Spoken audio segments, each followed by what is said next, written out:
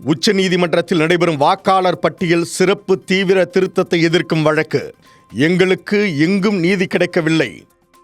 நாங்கள் தேர்தல் ஆணையத்திற்கு 6 கடிதங்களை அனுப்பியும் எந்த பதிலும் வரவில்லை. நாங்கள் கொத்தடிமை போல் உணர்ந்தோம். உச்சநீதிமன்றத்தில் தானே ஆஜராகி வாதங்களை முன்வைத்த மேற்கு வங்க முதல்வர் மம்தா பானர்ஜி.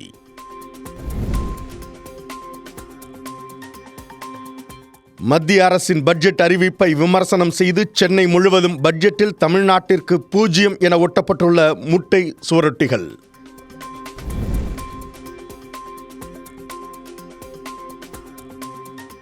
எடப்பாடி பழனிசாமி தலைமையில் சென்னையில் நடைபெற்ற அதிமுக மாவட்ட செயலாளர்கள் ஆலோசனை கூட்டம். அதிமுகவின் 2ஆம் கட்ட தேர்தல் வாக்குறுதிகளை வெளியிட்டார் எடப்பாடி பழனிசாமி.